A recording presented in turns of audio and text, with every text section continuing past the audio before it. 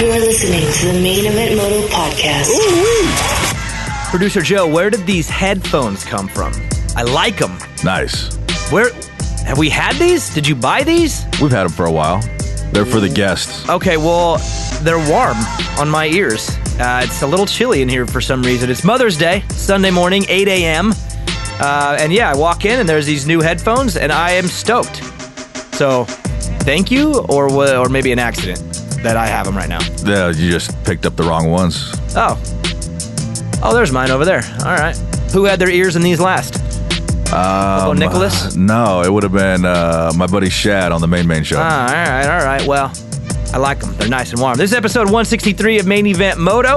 Want to give a huge shout out to Fly Racing, Mika Metals, No Toil, EMT Racing, Viral Moto, Olmi Creations. Thank you guys so much. And of course, motosport.com, All-American Chevy of Killeen, Screen Printing Done, Guts Racing, Scott USA, and DRS Suspension with Race Tech. Joe, how we doing on this fine Mama's Day? So good. What are you doing today with your mama? Probably just going to be hanging out at the house, barbecuing a little bit, taking it easy. Normal Mama's Day, you take Mama out to dinner, but there is no going out to dinner yet. Yeah. Unless you go through the drive-thru and then just tailgate it, which my family has done a couple times in the last month. Option 2. Hey, and Chili's still delivers. So, yeah, it was good. I had a Chili's the other day where they have their I guess, cheesy, bacony fry kind of appetizer. Yeah, it's not really good when it's been in the car for 15 minutes.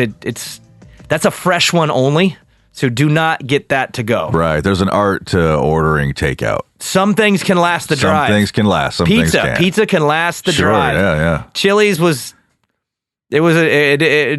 it survived the drive, but it wasn't optimal. Let's just put it that way. Yeah, same thing with me. I'm going to hang out with my mama today, and Maggie, today's her day off. She's told me before I left here early this morning, do not count on me to do anything at all today whatsoever, which is fine. She gets the day off. Then tomorrow, back to raising the kids. I can only raise them one day a year. So this is my day when I get back. I'll deal with the kids. But otherwise, how you been, man? It's been 2 weeks since I seen you. You look good. You always look good, though. What's going on, Joe? Not too much, man. Just maintaining, hanging in there, trying to make sense of all this craziness. It is crazy, right? It seems like it's getting weirder and crazier in a direction that I've lost interest. I'll be honest with you. I want to go back to racing. I'm fiending hard, and I know a lot of you are too. Listening to the show, we get the DMs, we see them, and I got one this week that, sometimes, Joe, how we get a DM from someone, and I'm just like they'll yell at us for something, and I'm just like, gosh, I don't even know how to respond to that. I feel like I'm a child again, getting yelled at. And then sometimes we get a DM, and I'm just like, man, that was a great message. Someone that has a suggestion, and they're kind about it and not mean. Had one this week where someone said, hey, I get what you're doing with the show right now. You're doing these longer form interviews, bringing some other things about the sport to light. Like Bertle's interview. We had Coach Rob a few weeks back. But he said, man, I got to be honest with you. I really like just you and the Bat Bros hanging out, talking about the races. And I got to say, I do too. My favorite part of the show is when we have Vincent or Nick or Eric Nye or Snap-on Dan in here and we're talking about Indy or Detroit or Seattle. And the hope is that that's coming soon. Outdoors too. If you look at the calendar, I mean, it looks like if we're gonna get lucky here, hopefully, we're gonna have dirt bike racing coming soon, and we'll get back to doing what we do. But for now, I'm having fun doing what we're doing. And I want to do something way different this week. Mike Miewy is going to come on. In fact, it's past tense. We just did the interview, so we're kind of leading you up to it. Muey's coming on, and he is the senior director of Supercross.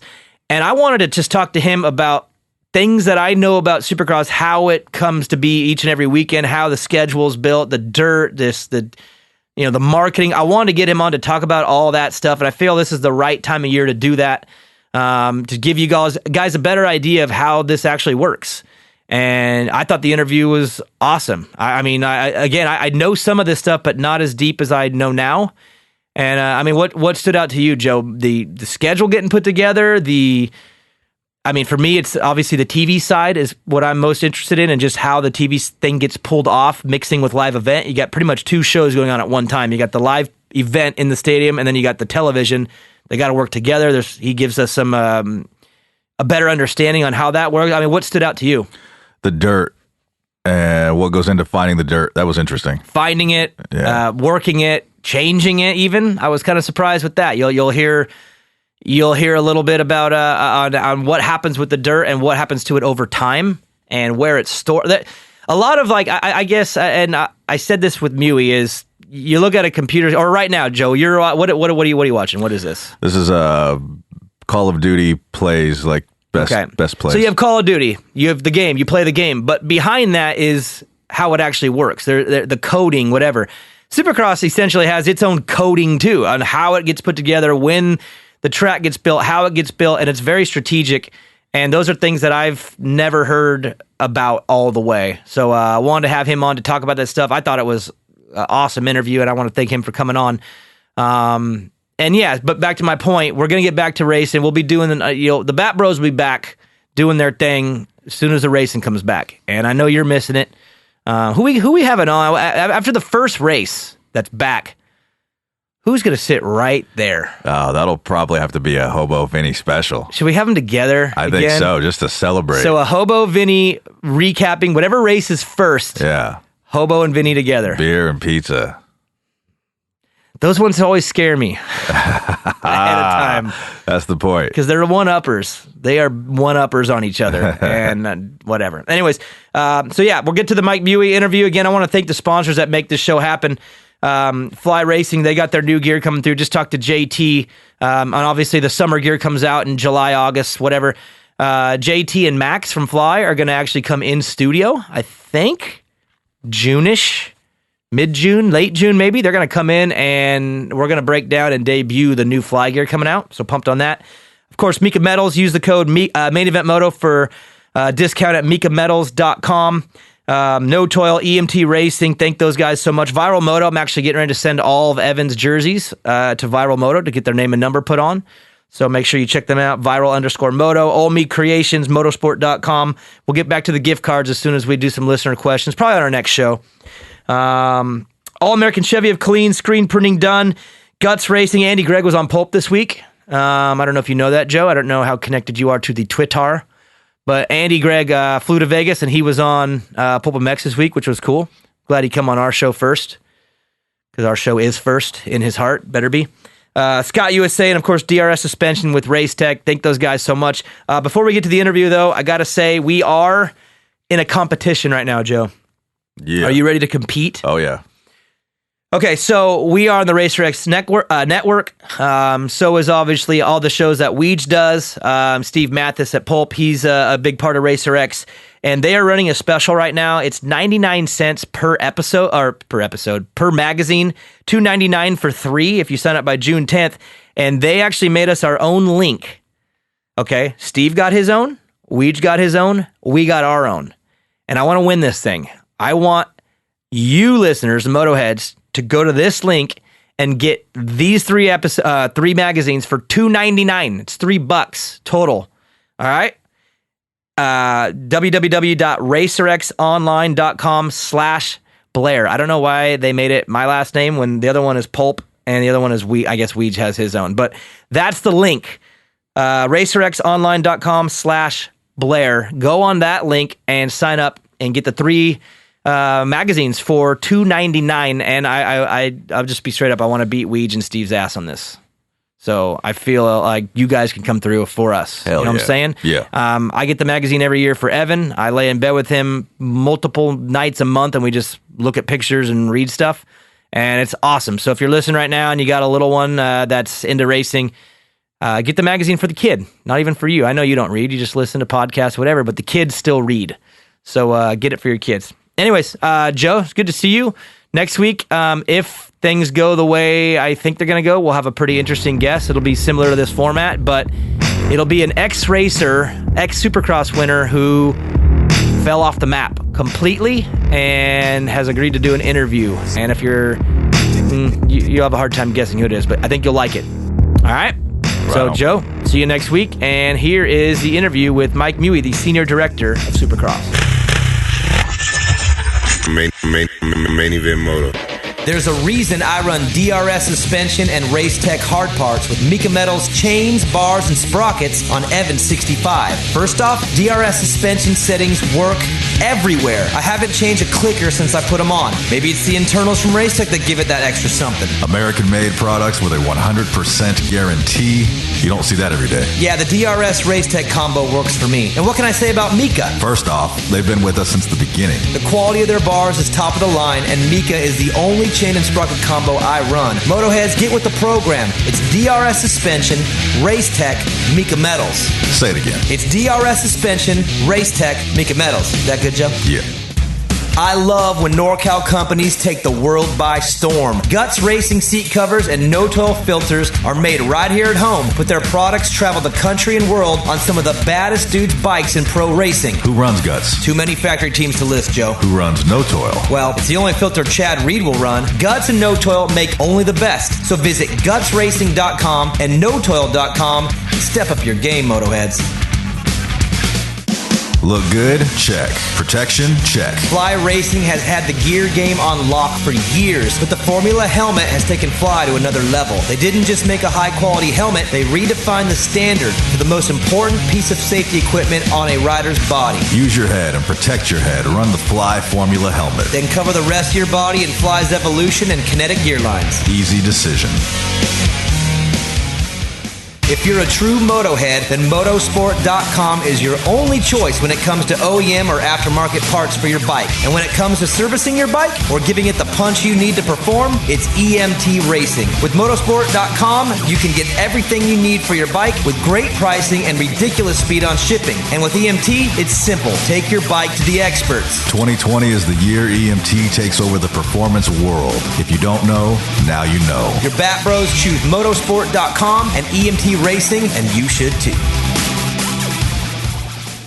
Motoheads, do you want to stand out on and off the track? Make sure to check out Viral Moto for your jersey lettering and apparel needs. That's viralmoto.com. Because having a blank jersey is about as bad as Vincent's golf game. And when it's time to get a screen printing project done for your business or personal use, you have one choice. It's screenprintingdone.com. Neil is the man. You know those Main Event Moto sweatshirts you're wearing? Yeah, Neil at Screen Printing Done did those. You know that sick new Viral Moto shirt you're wearing? Yeah, Neil did those too. We like to look good. That's why we choose Viral Moto and ScreenPrintingDone.com. All American Chevrolet in Killeen, Texas is a proud supporter of Main Event Moto and invites all the Motoheads to experience the difference for all of your Chevy sales and service needs. Mention Main Event Moto and get 50% off your next oil change and a front-end alignment at no charge. Remember, whether you're hauling your bikes to the weekend track, trail, or race, or commuting to the job that pays for your moto habit, we have the truck to get you there in style. Visit us online anytime at ChevyKilleen.com. That's all American Chevrolet of Killeen. Chevy, find new roads.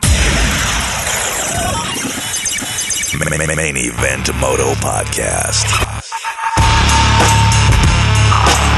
And joining us now, the Senior Director of Supercross, Mike Miewy. First time on Main Event Moto. But what took so long, Mike? Daniel, I've been waiting for the invite, bud. Thanks for having me. I've been inviting you for years, and you just gave me this weird look. Man, I didn't know that look meant you wanted on. I thought the look meant you didn't want on. Yeah. No, happy to be on, man. I think we need to do these types of things more often, for sure. Yeah, it's cool. I know you did the rounds before a few weeks back when we were talking about potential options for Supercross. So let's just start there and get some of the current event type stuff out of the way. First off, Tuesday, I know something is coming out, and we can tease a little bit right now, correct?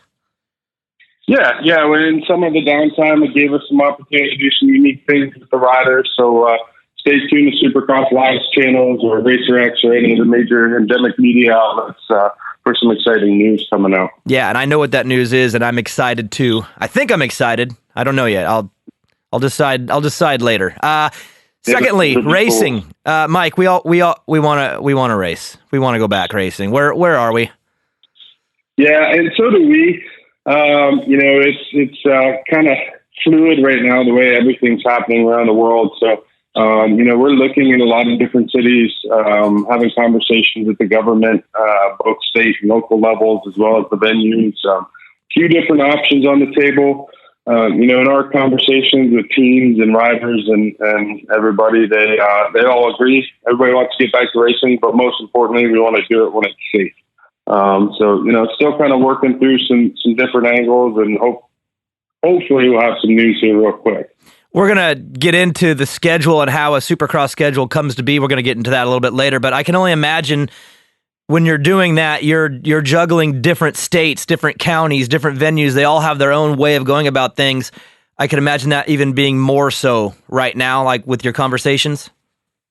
Yeah, and that's the new normal, really, and kind of what we're anticipating for at least the foreseeable future is every state, every city that we operate in is going to have a little bit different set of, what we're focusing on is how do we be the safest possible to cover all of those policies and move forward with the series. Well, I'm excited, and hopefully there's some news on that front, and hopefully it's positive soon. All right, Mike, let's get into today's interview, and I'm pretty excited about this. I've known you for a while, but I've been having a lot of fun on this show lately, talking to people that I know well, but finding out things about them that I didn't really know. So it's somewhat of an investigative journalism show at the moment. Let's go back to the beginning for you. Again, you're the senior director of Supercross, but that's not where it started. Let's go back to the very beginning. How'd you get involved in dirt bikes in general? And then let's walk through this path and take us on a little journey. But where did it start? So dirt bikes in general started, when I was probably 6 or 7, something like that. So not a real early start, but I started riding an XR 100 on the trails. I lived in Pennsylvania, so put a lot of hours on that thing. And honestly, I mean, I think I can speak for the dirt bike. Once you've done it once, you're hooked. So that was kind of my early days, and did a little bit of racing, not a ton. I wasn't super fast, so I kind of stuck mostly to some tracks, but mostly trails and things like that around. And then when I went off to college, nearby was the company that actually produced the banners for both outdoors as well as Supercross. So I pried my way in the door there to be able to start making the banners. When I was going to school, I was actually Monday through Friday, like most regular college students are at the beginning. And I would go up there after classes let out on, I think it was like 3 days a week or something like that, but actually produce the banners for Supercross that was happening at that time because it was school time. And you're in the Chicago area for all this? No, actually, Slippery Rock, Pennsylvania. That's right. That's where the Steeler fandom comes from. Yeah, that's right, bud. That's right. So I would go up there, work on the banners, help produce them, cut them, print them, all of that good stuff. And then it led into a summer job, working on the outdoors, actually hanging the banners. So I spent, I think maybe 3 years, working the outdoors. But as year 2 came around, I got kind of connected with some folks at Feld. At the time, it was Pace Motorsports. Yep. Started working the events there, so I was able to schedule my college classes around the weekend. So I'd go to school on Monday, Tuesday, Wednesday, and then fly out Thursday night, work the events, the Supercross events, and then be back Sunday night and back in classes on Monday. So a little bit unique college experience for me, but it was good, kept me somewhat out of trouble, and obviously got me to where I'm at now. I started out as the paddock manager. So for everybody that doesn't know what that is, it's the person that kind of oversees the pit party. We almost have 2 events, and that's the way we look at them. Yeah. Yeah. What happens inside the stadium, and then all that stuff that happens outside the stadium. So my responsibility at that time was putting up a couple of the sponsor tents and things like that, helping to park all of the race team tractor trailers, and then just overall managing like the fan flow and stuff throughout the day. And that was pretty cool. I did that for I think 2 years, and then but throughout those whole 2 years, I was kind of tugging on Dave Prater's, knocking on his door. Hey, buddy, when can I can I get hired? Because I always really wanted to have a full-time job doing this. And finally, it kind of, the stars aligned, and you know, as I got out of school, a position opened up as event manager, and at the time it was, you know, just Dave and I as full-time employees.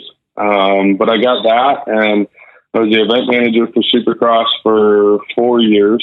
And you know, as an event manager, you're basically in charge of everything that happens at the events, you know, on the ground level. So it was my responsibility to make sure that, you know, the fencing was ordered for the pits, make sure that the banners were, if they were being shipped in, arrived on time, make sure the crews are moving from city to city, you know, scheduling the production truck. So they're you know, I kind of jokingly, but honestly mean it, the event manager for Supercross is hands down the hardest working guy, in my opinion, in the sport, because that guy has everything on his plate, and it's his responsibility to make sure all of those pieces come together. So, now, at that time, too, Prater, he's already working there. Is Gendro working there, too? Yep. So both Prater and Gendro. So Prater is my direct boss, and then Gendro at that time was focused most specifically on Supercross, but at some point there, the Nuclear Cowboys program came in as a direct result of freestyle motocross. So he was also overseeing that as well at the same time. So, but Todd back then used to go to all of the events, and you know, was right in the trenches with it. When this was all going down, because I know Chicago was a main hub for a long time. Did you have to make the move there, or did you have family there that made that easy? I mean, where did that transition come from, being a college student to getting to Chicago? Yeah, so actually, I did. We packed up and moved to Chicago. It was me and my girlfriend at the time, now my wife, that moved out there. And my brother worked for the company as well. So we did kind of have family built in, which was kind of cool. You know, we lived only a few miles down the road from him. And so, yeah, it was definitely a different transition, but coming from in the Chicago, and we were in the suburbs, but still it was different and cool all the same. So moving through the schedule, I'm going to get to the point now where you and I guess would probably say we started our friendship, which I'd call it. Hopefully that's both ways. 2012 Arenacross. That was my first year doing the full, and I'd done Arenacross since I was young, but that was the first year I ever did the entire series, round one to the end, which was also the first year you became the director of Arenacross. How did that transition happen? Yeah, so actually 2012 was that year, and that was the start of the Nuclear Cowboys program. So when the Nuclear Cowboys show started, Jamie Dawson, who was the director of Arenacross at the time, moved over and started managing that property, which opened me up for the opportunity to advance and become the director of Arenacross. So that was my first. So I had only gone to one Arenacross before that. I think the first one in 2012 was the Muey, if I remember right. So that was my second Arenacross, and you know, it was obviously a lot different than Supercross. I don't know if a lot of people know, but you know, Supercross is expansive, a lot of big teams, but in the reality of it, not that many riders. When we went to Arenacross, there was tons of riders. They worked inside of the arenas because, you know, most of the time it was cold outside. So it was just a whole different dynamic, which was cool. It was different. And, you know, it took a while to kind of learn who the people are, who the players were, and how it operates. But, man, I look back on Arenacross as some of my best years. It felt it was different, but in a good way. You know, from the outside looking in, just watching the way that you manage things, you have a pretty good balance. I've seen you have to get strict before, and I've also seen you be able to kind of let a situation work itself out. Arenacross, I can imagine, was difficult at times too, because I mean, those were the Tyler Bowers years, which means Denny Bartz was, you know, fighting for his riders. You had the tough guys fighting against his riders. You had these like little inner relationships that were kind of battling out. Were those years tough at times though, just dealing in that small little tight arena and having some pretty big personalities that were pretty feisty all the way through? They were definitely feisty. Danny's a great guy. Dave Amelak, they're all great guys. But it was challenging, especially, coming as an event manager. I'd only really worked on the operational elements of the sport. So the politics and those types of things I had to teach myself at Arenacross. So, I did a lot of learning while I was there, of course, but also, working with those guys, like, they were good people. So, at the end of the day, you might have an argument or whatever with them. You were fine, when you saw them the next day. Well, the best part of that time and story is seeing and hearing the stories of Denny Bartz and Harv Whipple going at it and realizing that they were best friends like the whole time too. Best friends. Like they were neighbors, traveling friends. Neighbors. Their wives hang out. They go on vacation together. And they were fighting. Dude. Yeah. Harv, of course, being the AMA. He's the AMA, and Denny, of course, team manager of Babbitt's. And I remember seeing them get into it, and it's like, I'm laughing because I'm like, you guys are best friends, and you like forgot for a minute. Screaming matches too. They were great. And again, I'll blame Bowers for a lot of that. He caused a lot of that. I said it. Tyler and I, we didn't always see eye to eye either. I think now I can say that, we get along pretty good, and it's just different, when you got all those people kind of mixed in there. It's definitely a different environment. But and also during that time frame, our company was really focusing on Arenacross because we wanted to try and grow it. So there was a lot of changes in the series, and with people that had been with the series forever. Yeah. So, obviously people don't always like change and so some of the conflict in that, but at the end of the day, like I said, I think everybody, saw that, the benefits and what we were trying to do as an organization. And, really it was, looking back on it, was a good time. It was, a lot of changes too. The format, the TV package obviously changed. I started doing the TV in 2015. The year before that, I remember Langston and Robbie Floyd were at some of them live. Actually, they were broadcasting live. So I know that you guys were investing heavily into that series. And I mean, I lived through all those years. Where does that come to an end and then go on to Supercross? And of course, we'll bring Bill Harris into the story too, because Bill was there the whole time too. Eventually, you would move on. Bill would take over the Arenacross spot when you went back to Supercross, correct? Yeah. So all of that kind of happened. There were some transitions that fell internally and some moving parts. And that's when kind of Dalsing had moved over to oversee. I think he's the global operations director for all months again now. Nuclear Cowboys had kind of rode off into the sunset.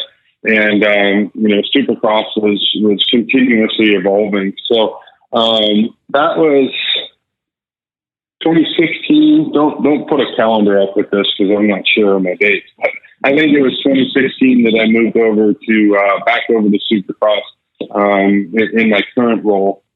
And really nowadays focusing. I obviously work a lot with the race teams, with the riders, obviously with help from our support staff. But it's a different role. It's kind of almost like Arenacross was both roles mixed in together. Yeah. Whereas now Supercross, it's kind of more on the overall event planning and series planning, I guess is a better way, than it is, in the day-to-day tasks. So less operations, more big picture planning and execution.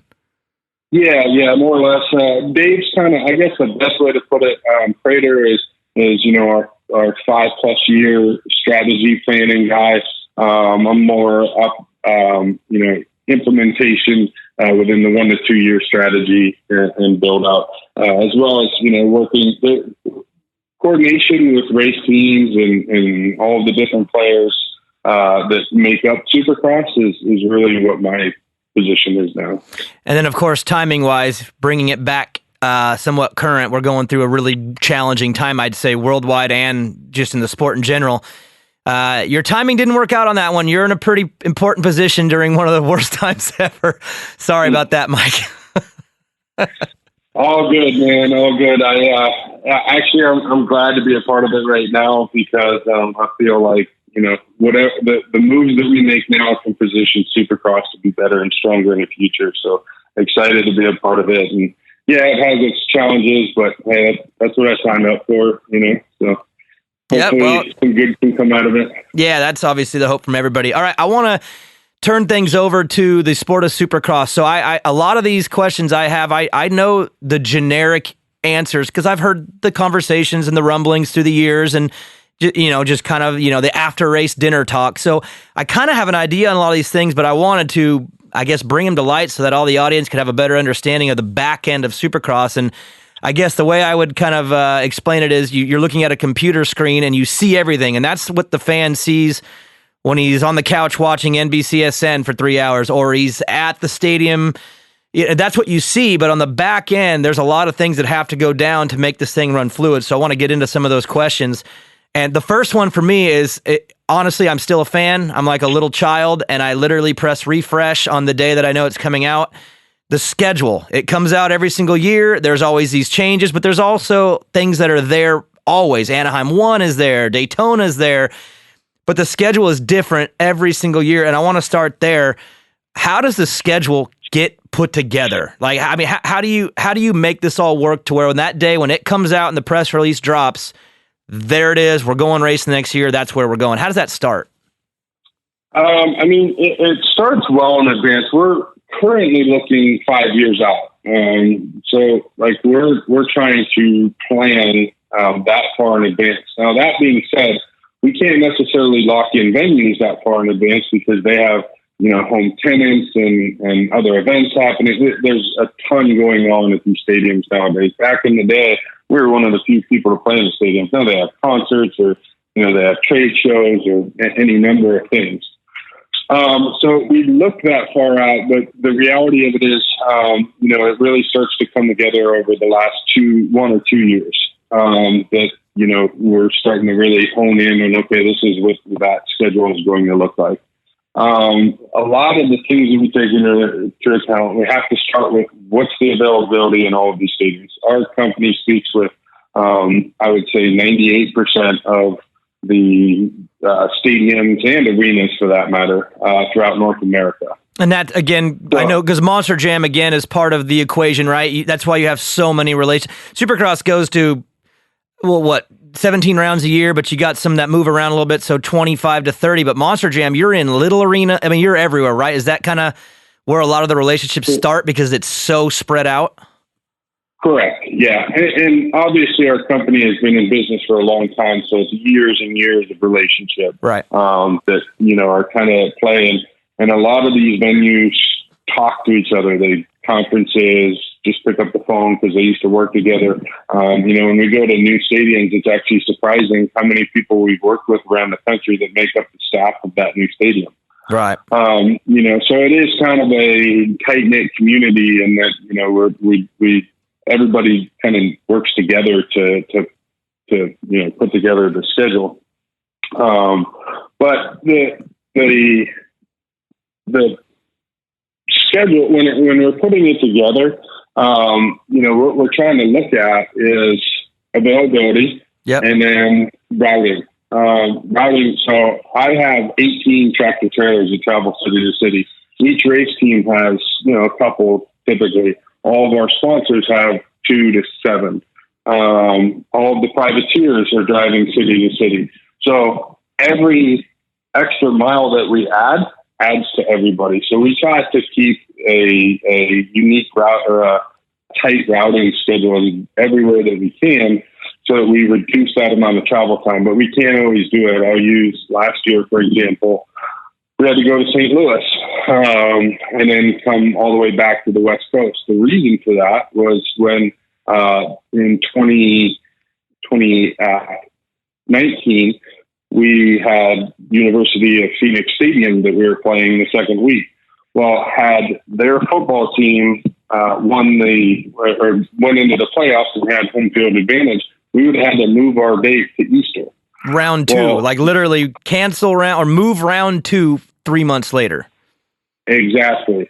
So the venue was willing to take that gamble because they didn't feel that their team was going to make the playoff. Right. And when the team found out, wait a minute, you scheduled something on a playoff date, you don't think we're going to make the playoff. Right. They're kind of betting against their own team. So for this year, they're like, sorry guys, we can't do that. You know, they're a home tenant.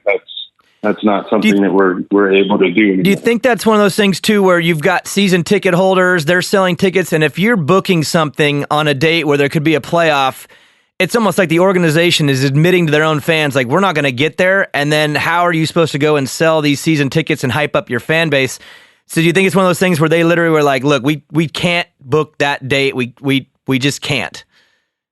Yeah, that's almost exactly what it was. You know, the first year they were you know, kind of on board with it, and it worked out, of course. But year 2, I think they started looking exactly like what you said. We're basically saying that our people, to all of our fans, that our team isn't going to make it, and right. That just wasn't acceptable. Well, and we understand that. And remember, 2018, we went to Houston for round 2, and I remember when that came out, it was the same thing. And people were like, what if the Texans make the playoffs with a home game? And I said, I know I'm pretty into football. And I said, there's like almost no possibility that they're going to be that good. And then they ended up being decent. Like they didn't obviously get that home playoff game, but there had to have been a little bit of a scare because they were not bad that year. So same thing could have happened. We could have ended up on Easter weekend in Houston because the Texans got on a roll somehow, but it all makes sense. Yeah, we were sweating that one. Okay. Sure. So how early can you book dates? Like, I mean, we've been in Anaheim 1 every year for I don't know how long. I mean, it's been forever. How early can you actually book a date and that's yours now and you don't have to wait around? And I know some dates always are up in flux, kind of.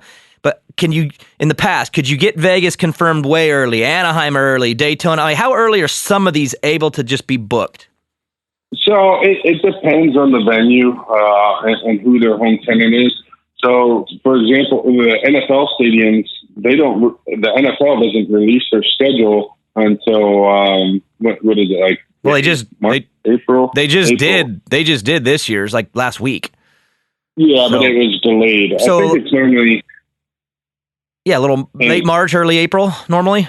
Yeah. So that when once they release, then our dates become locked in. But if the NFL wants to make any changes to their schedules, they have the ability to do so. Right.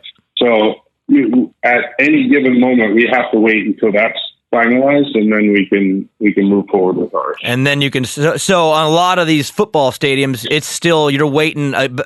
Again, if they're releasing March and April, you can't put the next year's schedule out until that one drops. But the baseball ones, you can move around a little bit, like Anaheim and San Diego, Oakland. Those ones have been pretty much permanent tenants there in the first 5 or 6 rounds. Those ones are a little easier?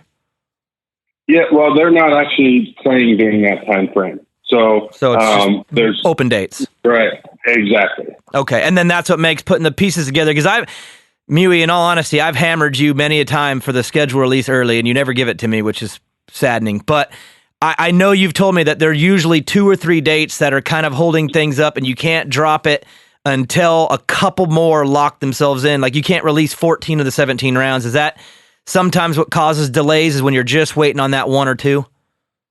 Yeah, a lot of times that's what it is. And it could be any number of reasons that particular one might be held up.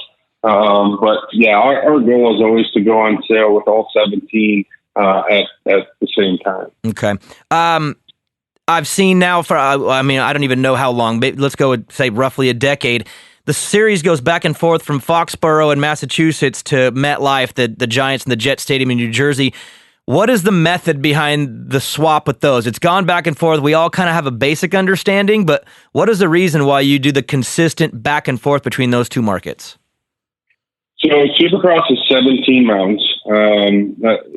So out of those 17 rounds, we want to cover as much of the USDMAs as we can. So going from East Rutherford to Foxborough, for example, that opens up our DMA to all of the Boston market that might not have been able to host have a Supercross race that close to them if we weren't able to. So that the idea is to expose the sport to as many people as possible, while still hosting only the 17 rounds. Right. So you have to bounce around a little bit just because of the fan base. Is it? Would you think they would just get a little worn? I mean, could you even pull off both those markets in the same year? With a lot, I know a lot of the people travel. They're in the middle of those two. Is that come into play? Yeah, and it does 100% come into play because you'll see, the people halfway in between, and even further for that matter, they're going to either event, no matter which year. So having them both, it would cannibalize, one would cannibalize the other. So right. That's not really feasible or what we're trying to accomplish. We want to give, people the opportunity, because when we're in East Rutherford, we're seeing people from as far down as Georgia, even Florida, I guess, and some. But when we're up in Massachusetts, we're seeing people from Maine, also Pennsylvania, New York, Connecticut, et cetera. So it just expands that footprint. And then, the following year, those people that didn't come or that came to Boston, and let's say we're going back to East Rutherford, they're probably TV viewers because they have a vested interest now. Maybe they saw a rider that they like. Ken Roxon's their favorite rider now, and they tune in every weekend to watch him. And that's really the overall goal in building the sport. Okay, so then does that lead into Tampa, New Orleans, St. Louis, Minneapolis, Toronto a while back? You have these markets that you land in and you kind of go away, you come back. Is it the same kind of thing? Is that just to kind of broaden up the fan base, but not, I guess, overuse maybe a market that can't? Is it that they can't support having 5 years straight? I mean, where's the strategy in some of these cities that kind of get bounced around?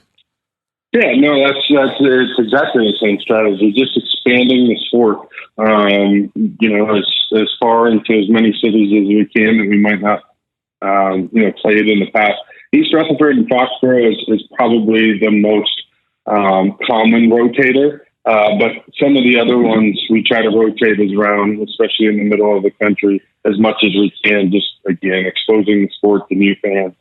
Like last year, Nashville, that was... at least in my knowledge, it was the first time, maybe in a long time. I don't even know the history on it, but is that an example going into a market that we haven't? I mean, that literally hasn't held a Supercross, and broadening it up like that. I mean, and is there other cities out there that are like on the target list that you would love to work in if the circumstances were right? Because Denver, like I said, Denver and Nashville last year were like, wow, when I saw them on the schedule. Is there more out there like that we would like to get into the schedule? Yeah, there are. Nashville and Denver are great examples. Tampa was another great example. We've had conversations with several other venues about bringing it in. Weather's always there's not a ton of dome stadiums. We play most of them already. So then we start getting into kind of the weather patterns a little bit, and it pushes us back later in the schedule of the season, so that we avoid as much weather as we can. And then that tightens up the window for availability as well. So the window for that creativity that you'd love, say, in the April month, it's hard to pull that off too, because again, now you're dealing with scheduling and you're also dealing with weather, so you don't have a big window to operate some of these new places in. Yeah, exactly. Okay. Next question is the dirt. Where does the dirt come from? I mean, you look at Atlanta and it's this red clay. Everyone knows this legendary red clay. Anaheim used to be super hard packed. Then all of a sudden it had this new, fresh, like tacky soil. So little changes here and there, but for the most part, every place has their soil. Where's the soil come from? And like, how long can you use it before you got to recycle it? Well, one of the most unique things about Supercross is the dirt is indigenous to the area that we play, and that's important to us. But it's also important to make the surface as best as it can be. So, for example, in a place like Atlanta, if it's heavy clay, or Houston's a good example, you'll see a lot of sand sections in that track each year after year. So that we can, maybe it's too much clay, so we'll start introducing sand slowly but surely. And over time, it'll get to kind of that sweet spot, 60-40, 70-30 clay versus sand mixture is really what we're targeting. Okay, so you have to bring in sand, and over time, it integrates itself into the soil because you're trying to get it to a certain point, because maybe it's just too clay, like when you first get it? Exactly. And then after the event, we'll just mix all of the sand that was used as the obstacle into the overall stockpile of dirt. Right. And, you know, after a few years, you'll start to see a significant change in the composition of that dirt. You think that's why Atlanta has seemed to have changed? Atlanta has gotten a little slicker over the last couple of years, and people are like, it doesn't seem the same. Is that part of that? Just yearly little bit of a transition with what you're bringing into it? Yeah, it's just a little bit of a transition. Over time, you'll start to see it be a little less slick and break down more. It's clay. You know, anything that you do with it is kind of challenging. So, and some of it is, you know, we had to move stockpile locations, so it's a little bit drier when it comes in than when it was before. So, a lot of different variations that come into play with the Atlanta dirt. I know this year at Arlington, you know, because I always for TV, I always talk to the track crew and just get some kind of info that I could use later. They were talking about how they screened it. It looked a little bit different because it got its first screening in a while. How often do you have to go through and screen the dirt and kind of just give it a refresh? And then when is the cutoff date where it's like, all right, we got to go shopping? Because I know Anaheim, there was a period where there was a transition from old stuff to new stuff. How do you make that decision? Well, it varies on how the dirt is stored and what the base of the floor is inside the stadium. So in a place like Anaheim, we're actually over the existing grass. We use plywood there, and then we have to put in road base. So it's, you know, asphalt grindings essentially that we pack down, and then we build the track surface over top of that.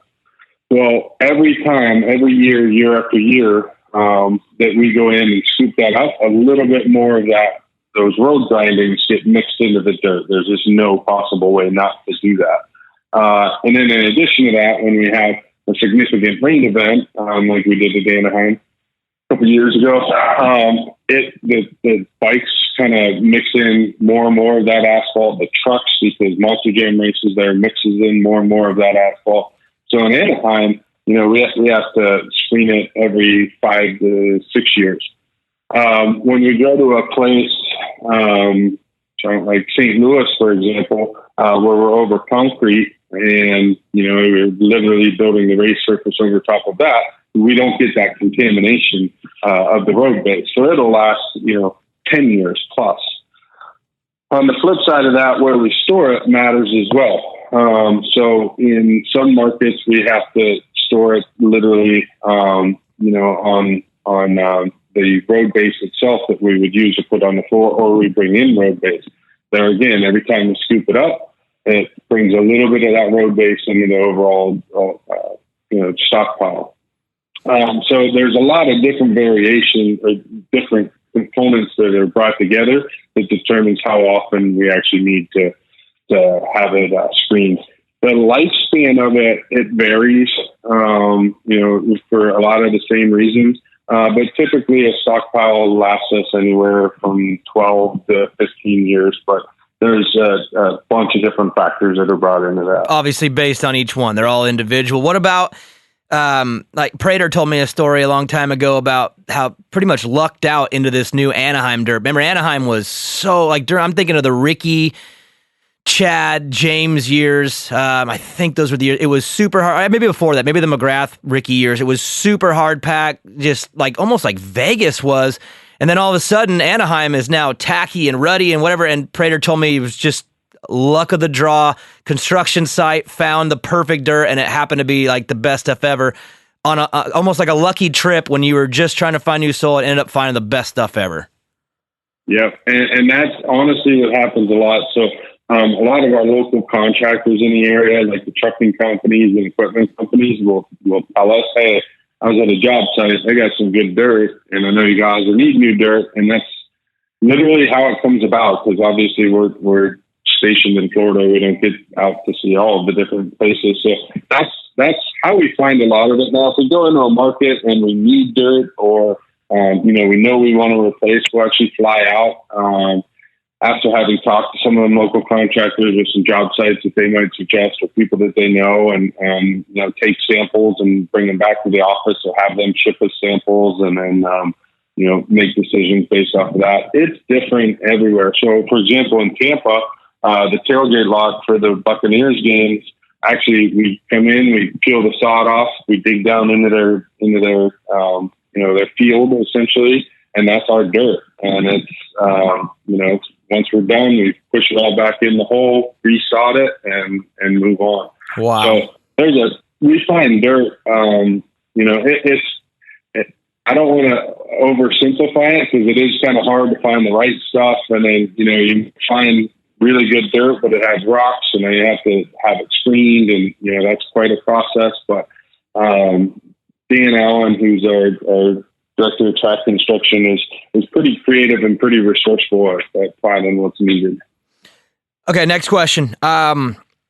Obviously, you have the Supercross weekend, and everyone's schedule is different. I always fly in Thursday nights, Friday roll in midday. There's a lot of stuff that is already done. The tracks are built, the trucks are in, the TV trucks are in. So obviously, my schedule is I come in later. When does it actually all begin? Like what's day one of load in? Who's first? How does that happen? Do you just show up and then the stadium manager gives you the keys, then it's just go time? I want to know about that. The very the first 12 hours. How does this whole thing get started? So the event manager, like I kind of talked about before, is realistically the first guy in and one of the last to leave. They'll normally fly into market on Monday, go over, check to make sure our equipment is there and has arrived, or make sure it gets there, and if it's not already, is watching our trailers come across country, wherever they're coming from, to make sure that they're going to arrive, and coordinates where they're getting parked, so that on Tuesday morning, when Dirtworks arrives and when our operational crew arrives, everybody's ready to hit the ground running. We'll unload our office first, and then from there, everybody starts unloading their group. So we're broke up into departments. We have signage department, we have structure department, and a couple others. But those are the two main ones. They have their own set of trailers, and literally they just unload everything, get it in a position that is kind of their work area for the week, and then they roll it out. All the equipment out onto the floor as needed. Some stadiums we can take the trucks right onto the floor, which is obviously a lot quicker because you're not forklifting it up and down the tunnel. But that's all pretty much happening on Tuesday is getting the trucks unloaded and getting the lay of the land. Then Wednesday is when Dirtworks already have the outside lanes built, and you'll see the operational crew starting to put together their structures, their equipment. The banners are normally on the walls. Finish line jump and all that. Is that when that stuff starts coming into those hard pieces of equipment? Yeah. So the finish line is kind of a unique thing. So it's a pretty massive structure. Anybody that's seen it up close, it's huge.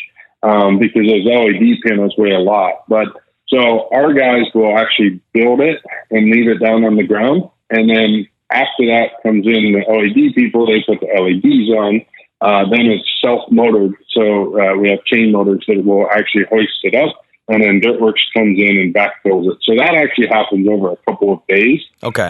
Just because of the timing of the build for it. So that's where a lot of the coordination comes into play with like the event manager, is that, he has to make sure that, our guys are on schedule and building, the initial part of it.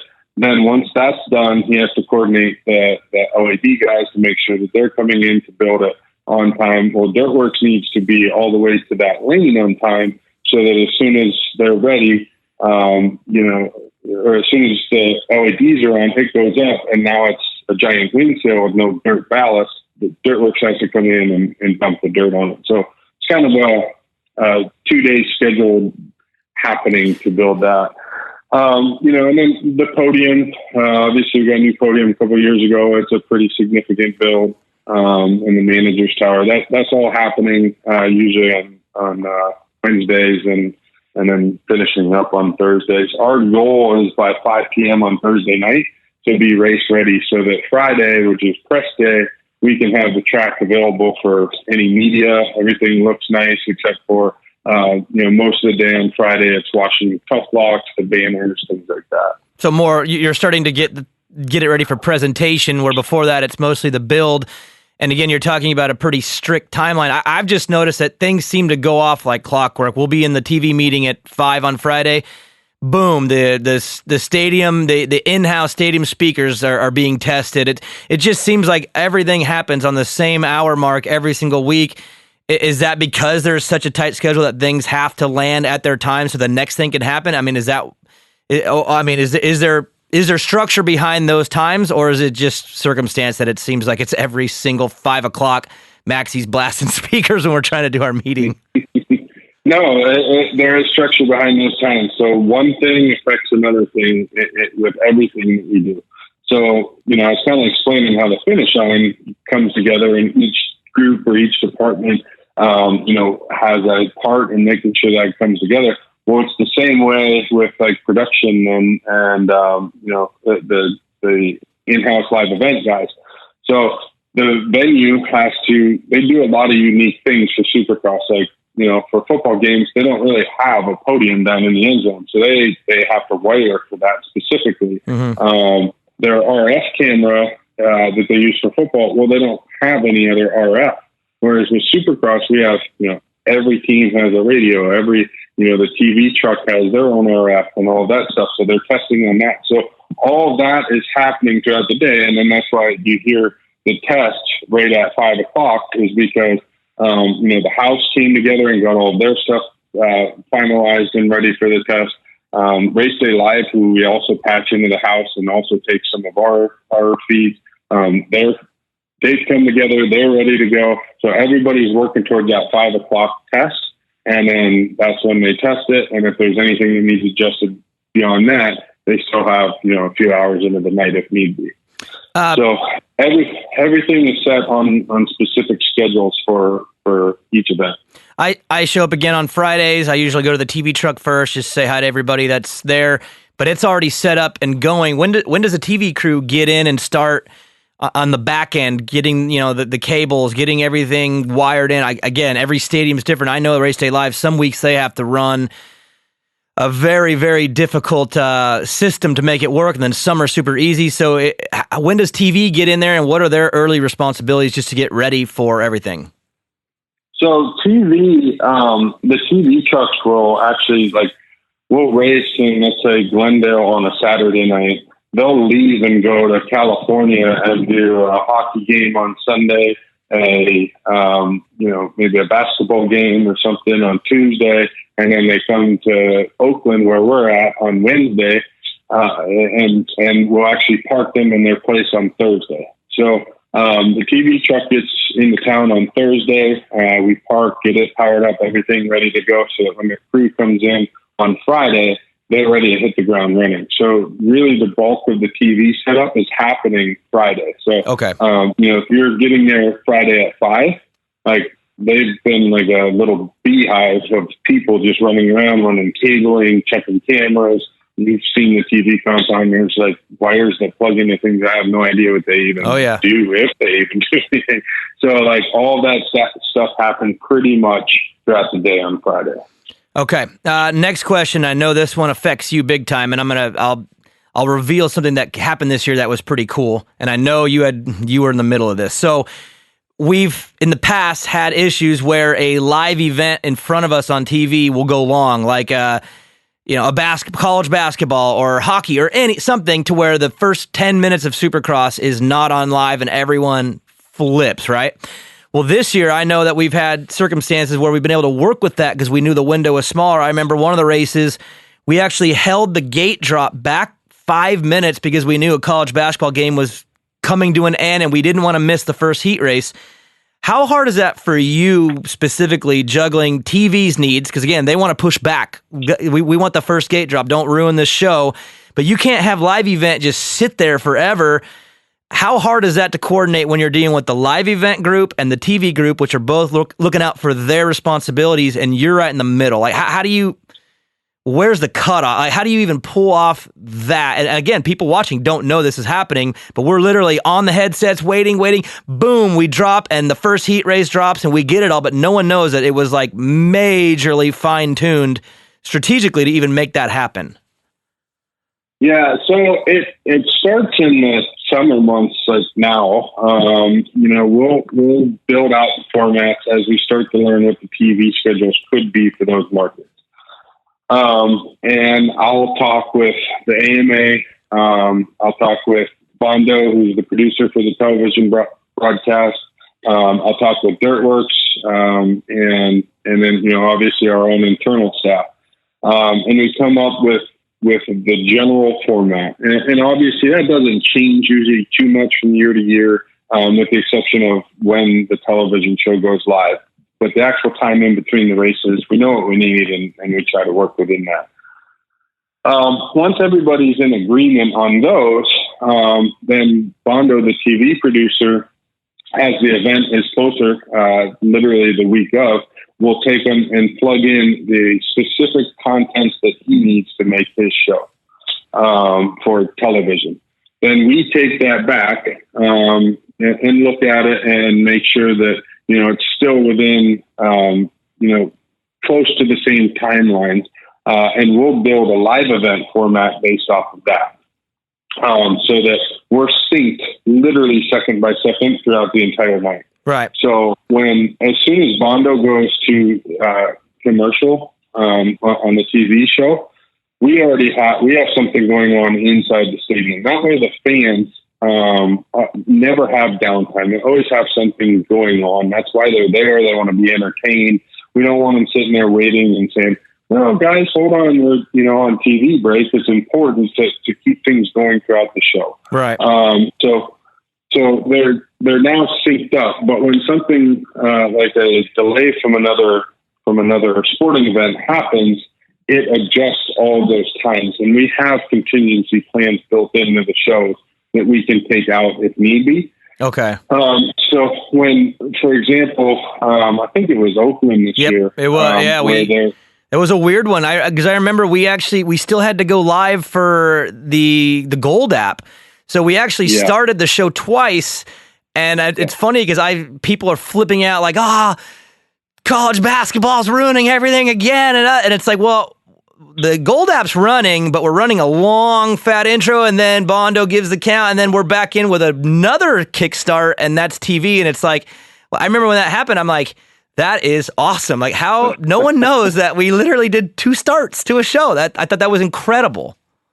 Yep, and why that happened that way. So once opening ceremony starts in the live event, like, we have to keep moving, because otherwise you get everybody excited and then sit there, sit and wait. Yeah.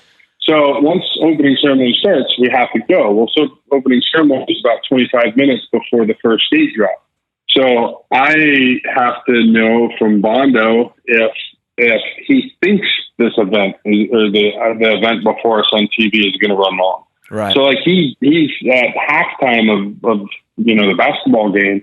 He's like, yeah, I mean, it's pretty close. I think we might have to hold. So before opening ceremonies, I can wait 5 minutes or so. But after opening ceremonies, like, we have to move forward. And in Oakland's case, we had to move.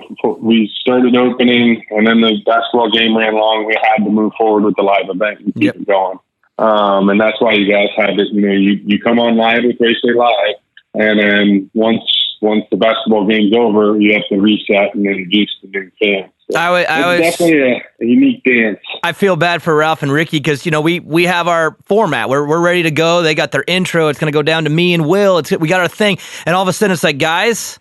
Bondo's like, guys. So yeah, we're gonna have to run a really extended intro. We're gonna have to redo it. Daniel, Will, just sit tight, and then Ralph and Ricky gotta just wing 5 minutes of non-rehearsed, non-scripted, non-planned content. And I always like watching them just kind of talking up there, and I know they're both like, God dang it. So yeah, I feel bad. It doesn't affect me and Will at all. We just kind of laugh at them while they're having to just create something on the fly while we're waiting for a little bit later gate drop. Yeah, man, it's obviously, we wish the plan would go forward exactly how we wrote it out, but everybody's so good. So I mentioned Bondo, obviously Doug Cabrera, and our live production team, Jim Walt, they're all super professionals, and the most laid back, calm people you've ever met. Like, that's a really high intensity kind of situation to be in, and those jobs are high intensity with a lot of stress because you're in front of millions of fans and on TV, and then the 60,000 in the stands. And you want everything to go flawlessly, but it's changing by the second and by the minute, and everything that you plan is now just out of the window. And then once it gets started, you have to figure out how to get it back on track so you're back on your plan. It's interesting during those times for sure. Well, and then how do you juggle, say an injury happens? I think it was Glendale this year. There was multiple red flags, a lot of sitting around, and I'm looking at the 3-hour window and I'm going, okay, we are wasting's not the right word, but we are using a lot of time with nothing going on.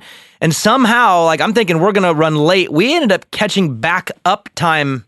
I think we ended right on time on Glendale. How do you pull that off between TV and live event when something throws you the other direction and now you have to speed through things? I mean, how do you pull that off?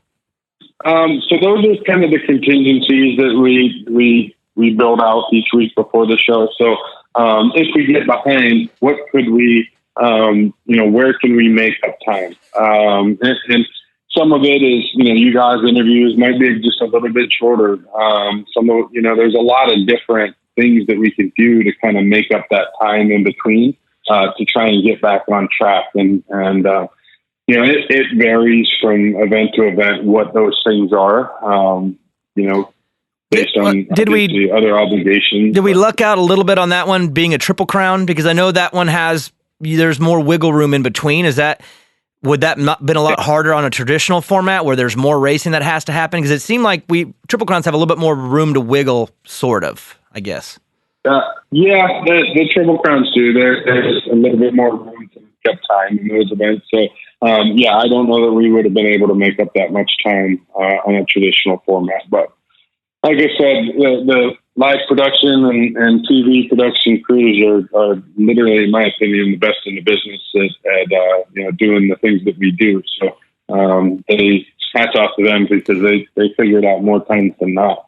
It's funny you mentioned their temperament and personalities too. Doug and Bondo and even Rich at NBC. They're all mellow. They all have a very chilled temperament, and this is again an intense environment where things are it seems like we're always getting curveballs thrown at.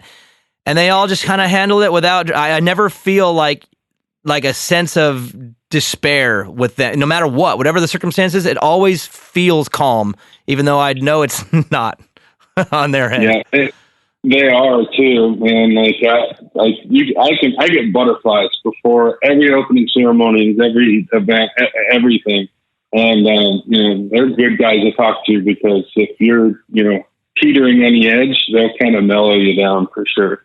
I assume that's just experience too. Been through it a time or two, and so they know how to handle these panic moments. Where, again, for me, my heart rate goes up when I know we're getting thrown a curveball because I don't have the experience.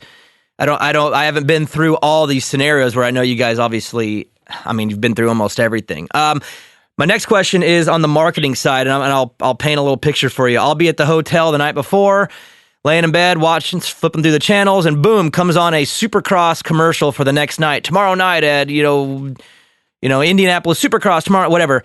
When it comes to the marketing side of things, you've got the TVs, you see it on billboards locally, social media. Like, how does the decision for the marketing budget come to play? Like, where are you sitting at when you're trying to figure out where to put your money in advertising? Because it seems like each market has its own thing, kind of, but how does that decision get made, and how involved with that are you? So I'm not too involved with the specifics of each market. I do work with our creative team directly on what the brand messaging is. But we have local, we call them local promoters that actually live in the markets that we race. And they know what works in their city to get the message of Supercross out. So really a lot of that comes down to their decision making as to what makes sense. Okay, and an example for that is a few years back when the Sacramento Kings opened up their new arena. I got to go ahead of time and go to one of the games and hang out and do some interviews and almost a little bit of promotion.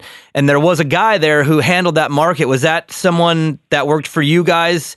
And is that Monster Trucks and Disney on Ice? Is he a marketing guy for the area for all the properties or motorsports only? Like what's that guy's deal?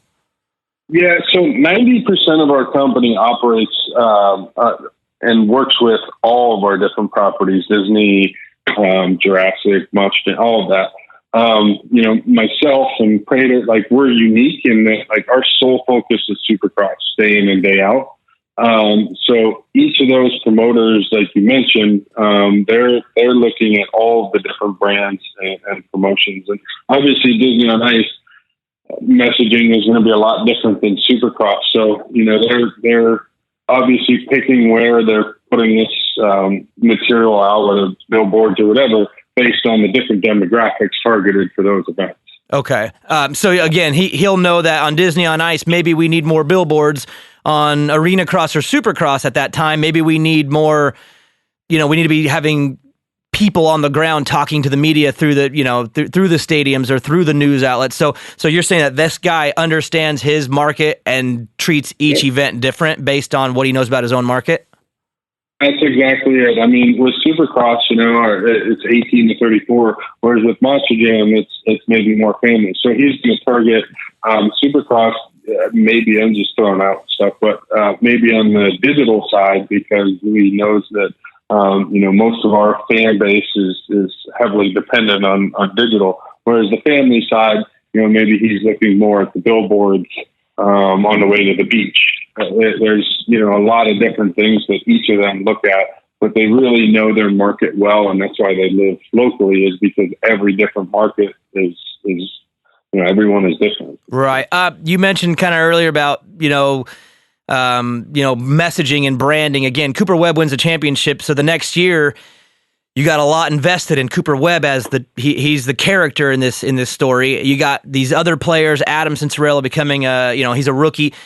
Where does all those decisions come from as far as what is the brand? What are we pushing next year? What is our storyline? Is that, again, because this is motorsport specific. This isn't company-wide. So is this Dave and you and Todd, everyone getting together and going, let's build our marketing plan around Cooper and Roxon and Eli and Malcolm, just based on, is that kind of how it works before the season? And then how early does that happen? Yeah, so it's a collective group. Obviously, Dave, Todd, and I are involved in it, but Sean Brennan, Serena Lowe, Steve Yarles from PR are involved. Some of our VPs from the marketing side are involved, and then we have an entire creative team involved as well. So it's really a collective. Dave and I are the ones that probably live it day in, day out, and Sean Brennan and provide advice. But at the end of the day, it's a collective group that makes the decisions on what's going to go out there. But I will say, obviously, Cooper was the champion heading into the season. But we try to be really flexible in the storylines as to what's happening throughout the year and change that messaging as the year goes on. To kind of better tell the story of what's happening in Supercross before we get to market. Right. So you're going into Anaheim 1 and it's Cooper Webb's the champ defending the title. You get to round 7 or 8, and at that point it's Eli and Kenny who are tied. So now all of a sudden the messaging, the branding, the social media push, everything changes because the story changes. Is that what you, and I can imagine it being hard when you have a marketing plan in place and a guy gets injured. Like in 2018 with Marvin and Kenny and Eli, they all drop at different times. How hard is that to make an adjustment that quick when you have a marketing plan around a guy who ends up not being there? It is what it is, and that's an unfortunate part of our sport. So, we try to make the adjustments that we can, but Marvin in that circumstance is still a Supercross rider, and we look at him as a Supercross rider no matter what. So if we have to make that adjustment and it doesn't happen for 2, 3, 4 weeks, it is what it is. Marvin's still a Supercross rider. He rides for Red Bull KTM, who are sponsors. So that's not that big of a deal. It's not like we have to come to a grinding, screeching halt and adjust. Right. Okay. Moving forward, then I guess last question is, and we already talked about, we're trying to get this racing thing going.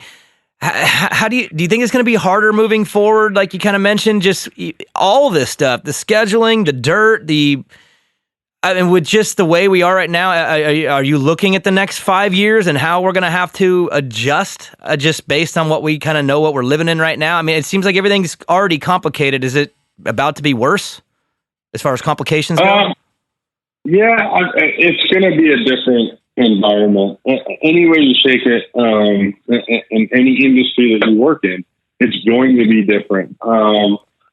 Obviously, in the sports and entertainment sector that involves large crowds and things like that, it's going to be learning as we go. We're following CDC guidelines, and really paying attention to that. Talking to the local and state officials who a lot of this kind of falls into their laps. And, it's going to be a different environment. But on the same token, I think that, a lot of people want the events to return and people miss sports. And anything that comes about of this, I think everybody's going to be understanding of it and, willing to be a part of the bigger cause, Last question before I let you go. There's some rumors going around that I'm getting a big raise next year. Is there confirmation there? Can I get that from you? Yeah, actually, that's 100% false. Oh, okay. So it was just a rumor. There's no truth behind that one. Just a rumor. Yeah. I was just trying to get you on the record. That way, I could take that evidence to who I need to next year. So, okay, never mind. I was just curious. You should go back to the tweeters that put that out there and tell them they're putting out false information. All right, Muey. Well, hey, thanks for coming on today. Again, I appreciate you doing this, and I love talking to you, man, but I'd like to see you soon. I mean, fingers crossed. Yeah, man. Hopefully real soon. Good talking to you, too. And, hopefully, again, Tuesday, look for some interesting and very cool news to come out. On, of course, all the Supercross live channels, and then this podcast is obviously on Racer X, so a lot of people are already on the Racer X. But Tuesday will be a fun day. Something very, very, very cool coming out, and then hopefully, when it comes to racing, like I told you with the schedule, Mike, I'm just refreshing. I'm refreshing every day, hoping that something pops, and you guys keep fighting the good fight, and hopefully we get back to it. Yeah, I think tomorrow is the weekly text that you send me. Are you still going to send that since we had this conversation today? Yeah, I'll probably still drop I've been dropping you the percentage question. And what's funny about you is you don't ever really give it up. I've been asking, are we still at 50-50? And no matter what the info really is, you just say yes to 50-50. And I know what you're doing. You're just not telling me because I have this podcast and I'll let it slip. So, I'll get the news like everybody else. That's the way I want to get it. And I'm, like I said, I'm just pressing refresh and I'm waiting for a schedule. I want to travel. My wife wants me to travel too, really badly. So. I hear that. All right, Muey. Well, thanks again, and hope to see you soon. All right, take care. See you.